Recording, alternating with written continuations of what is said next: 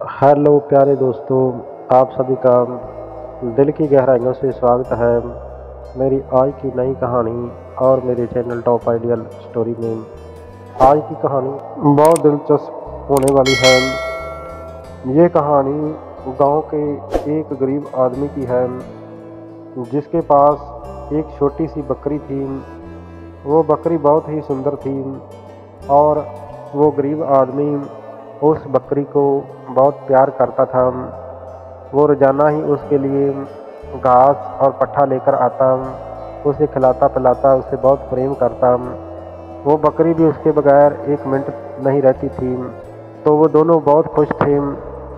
एक दिन की बात है कि उस नगर का जो जिम्मेदार था, उसकी सवारी वहाँ से गुजर रही थी और उसके घर के बाहर वो बकरी बंधी हुई थी।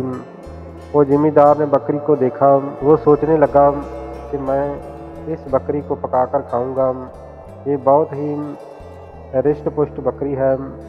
तो वो अपने आदमियों से कहने लगा कि जाओ इस आदमी को इस बकरी का दाम देकर ये बकरी इससे खरीद लो।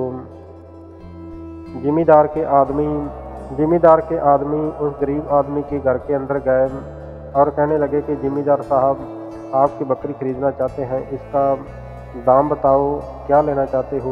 वो गरीब आदमी कहने लगा कि मैं इस बकरी को बेचना नहीं चाहता हूँ, क्योंकि ये तो मेरे जान से भी प्यारी है और मेरे जीने का सहारा है।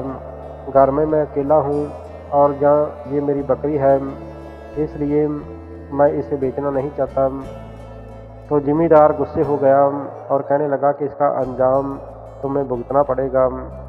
तो जिम्मेदार ने क्या किया कि अपने आदमी भेजकर रात को उस बकरी को उठवा लिया। वो बेचारा गरीब आदमी जिम्मेदार के आदमियों की मिन्नतें करने लगा, लेकिन वो नहीं माने और उसकी बकरी को उठाकर ले गए। वो बेचारा रोता रहा। उसके बाद उस गरीब आदमी ने सोचा कि अब मैं क्या करूं, कहाँ जाऊं, और वो मेरी बकरी को काट कर खा जाएंगे। वो बेचारा बहुत दुखी हुआ। उसके बाद वो गरीब आदमी बेचारा अपने घर से बाहर की तरफ चल पड़ा। गांव के बाहर एक बहुत बड़ा बरगद का पेड़ था। उस पेड़ के नीचे बैठकर रोने लगा और एक मोमबत्ती लेकर उस बरगद के पेड़ के नीचे जला दी। कहने लगा कि ऐ मेरी प्यारी बकरी, मैं आपके लिए कुछ नहीं कर सका, इसलिए मैं आपकी याद में इस बड़े पेड़ के नीचे ये एक मोमबत्ती रोशन कर रहा हूँ, मुझे माफ़ कर देना। जैसे ही उसने मोमबत्ती जलाई तो वहाँ उस बरगद के पेड़ के ऊपर एक बहुत बड़ा जिन्न रहता था। वो जिन्न वहाँ पर हाजिर हो गया। वो कहने लगा कि ऐ आदमी, तू कौन है जिसने कि आधी रात को इस बरगद के पेड़ के नीचे मोमबत्ती जलाई है, क्योंकि जब यहाँ पर रात को कोई रोशनी करता है तो मैं प्रकट हो जाता हूँ।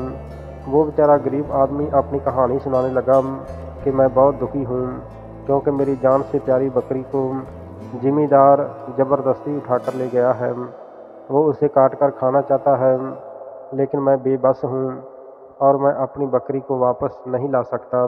उस जिन्न को दया आई और वो कहने लगा, ऐ आदमजात, तुम एक नेक दिल इंसान हो, इसलिए मैं आपके ऊपर बहुत प्रसन्न हूँ।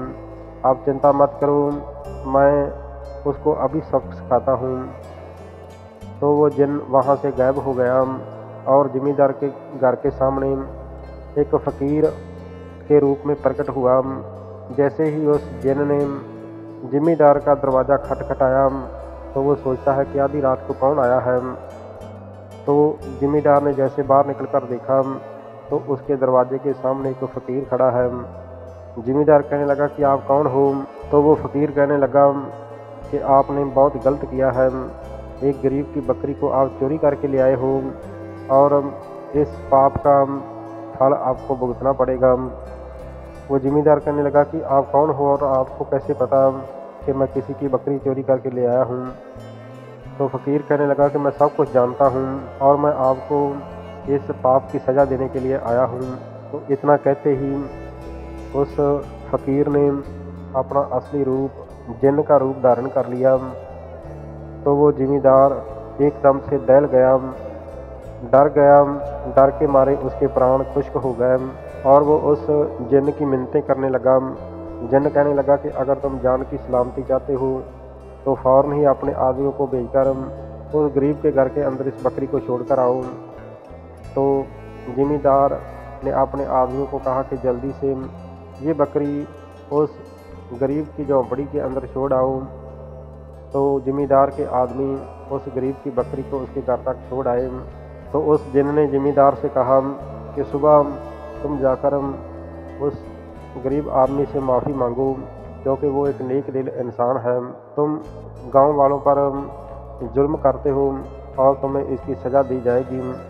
अगर तुमने ऐसा नहीं किया तो कल को मैं आपको ज़िंदा नहीं छोड़ूंगा।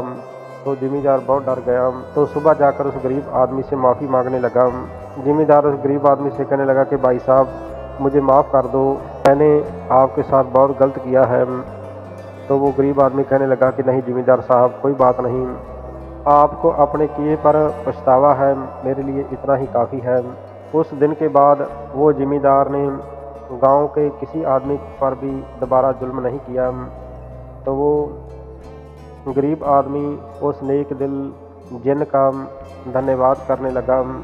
तो प्यारे दोस्तों, जो नेक इंसान होते हैं, परमात्मा उनकी सहायता किसी न किसी बहाने से ज़रूर करता है। जैसे कि उस गरीब की बकरी लौटाने के लिए वो जिन्न को परमात्मा ने भेजा। तो इस कहानी से हमें सीख मिलती है कि परमात्मा नेक बंदों की हमेशा मदद करता है और उन्हें इंसाफ दिलाता है। इसलिए हमें हमेशा नेकी के रास्ते पर चलना चाहिए। ज़मींदार की तरह किसी के ऊपर जुल्म नहीं करना चाहिए। प्यारे दोस्तों, मैं उम्मीद करता हूँ कि आज की ये कहानी आपको पसंद आई होगी।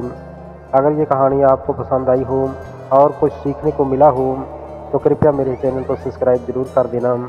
हमेशा अच्छा सोचो, अच्छा करो और खुश रहो। वंदे मातरम। जय भारत।